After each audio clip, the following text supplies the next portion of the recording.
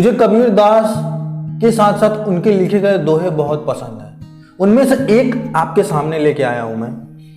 कबीर लहरी समुद्र की, मोती बिखरे आई, बहुला भेद न जाने, हंसा चुनी चुनी खाई। ये आपके स्क्रीन पे भी है, आप इसको पढ़िए।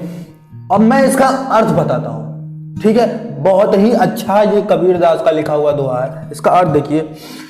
कबीर दास जी कहते हैं कि समुद्र की लहर में मोती आकर बिखर गए, बगुला उनका भेद नहीं जानता, परंतु हंस उन्हें चुन चुन के खाता है। इसका अर्थ यह है कि किसी भी वस्तु का महत्व जानकार ही जानता है।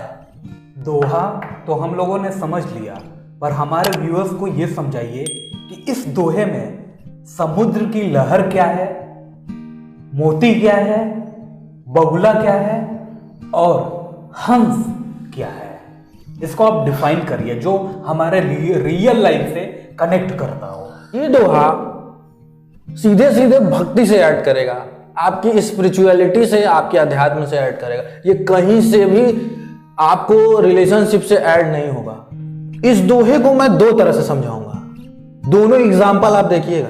एग्जाम्पल नहीं, पूरी तरह से आपको इसका अर्थ भी डिफाइन होगा आपके माइंड में एकदम क्लियरली कि एक्चुअली में कबीरदास क्या कह रहे हैं। आपने पूछा कि समुद्र की लहर क्या है, ठीक, मोती क्या है, बगुला कौन है और हंस कौन है। ये कहीं बाहर बात नहीं हो रही, ये हमारे और इस संसार से बात हो रही है। अब देखिए कैसे। ये संसार एक समुद्र के समान है, महासागर अथाह सागर के समान है, ये सबको पता है, भवसागर के समान है।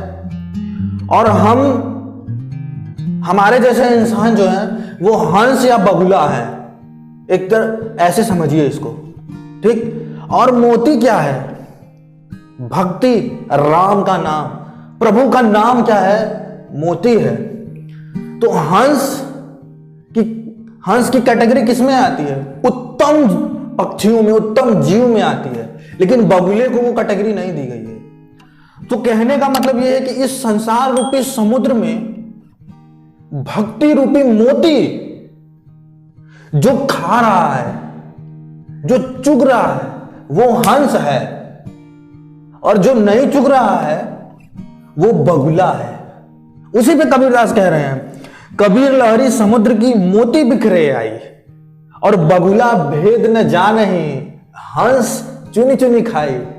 जो सज्जन पुरुष हैं, जो ज्ञानी हैं, जिनको पता है मृत्यु का सच, वो प्रभु का नाम यानी उनकी भक्ति यानी मोती को चुन चुन के खा रहे हैं, यानी हंस की तरह मोती चुन चुन के खा रहे हैं। बगुले को मोती का ज्ञान नहीं होता, बगुला कुछ भी मछली मार के खाता है। तो आजकल लोग वही कर रहे हैं, वो लोग बगुले की तरह जी रहे हैं। लेकिन जो प्रभु के नाम में रमा है वो हंस के समान है। अब फिर दूसरे वे में मैं आपको समझाता हूं, इसको गौर से समझिएगा। ये शरीर एक समुंदर है, ठीक, और भक्ति हमारे अंदर क्या है, मोती की तरह है। नो डाउट कि हमारे अंदर समुद्र जैसी बहुत सारी शक्तियां, बहुत कुछ है हमारे अंदर, पूरा ब्रह्मांड है, ऐसा माना जाता है पूरे यूनिवर्स हमारे अंदर बैठा हुआ है। और वो भक्ति क्या है, मोती की तरह है। लेकिन मन क्या है, बगुला है। आपका भक्ति कर्म क्या है, हंस है। तो अगर आप भक्ति कर रहे हो तो आपका कर्म हंस की तरह, मतलब आप हंस की भांति दाने चुग चुग के खा रहे हो खुद में। लेकिन नहीं जो कर रहे हैं वो बगुले की तरह इधर उधर भटक रहे हैं। तो अब इसको आप बाहर समझो या अपने अंदर समझो, दोनों तरह से डिफाइन, मैं दोनों तरह से डिफाइन कर दिया।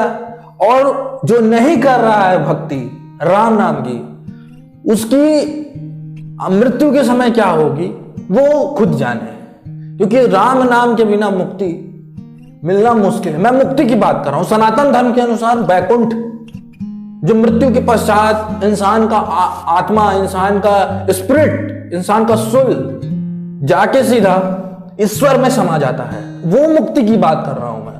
मरते तो सब हैं। यहाँ मैं एक चीज और डिफाइन करना चाहूंगा, राम का नाम मतलब अपने प्रभु का नाम। जिस भी धर्म से बोलो, धर्म से हो उसमें आप अपने प्रभु का नाम लेते रहो। राम का नाम मतलब हरि का नाम, मतलब गुरु का नाम, मतलब कृष्ण का नाम, शिव का नाम, कुछ भी कह लो आप। मैं यहाँ आस्था चैनल खोल के नहीं बैठा हूँ, बट मैं कबीर पे बहुत ज्यादा स्टडी करता हूँ, बहुत ही बिलीव करता हूँ, इसीलिए आपके सामने ये लेके आया हूँ। हो सकता है मेरे द्वारा, मेरे बताए हुए इन दोहों से किसी भी एक युवा का ध्यान सही दिशा में चला जाए तो मैं समझूंगा मेरा काम सही हो रहा है। इस चैनल का यही पर्पज है और मेरे चैनल का मेन इंटेंशन ही यही है। तो प्रभुमय रहिए और कर्म में बिलीव करिए, किसी और में नहीं। सब कुछ आपके अंदर ही बैठा हुआ है। यही बात भगवान बुद्ध ने कहा, यही बात हमारे संतों ने कहा, कबीर दास ने कहा, चाहे जितने भी संत बैठे हुए, भगवान कहीं बाहर नहीं, आपके अंदर बैठा हुआ है। सबसे पहले आपको अपने कर्म से उसको देखना होगा, अपने कर्म से उसको पहचानना होगा।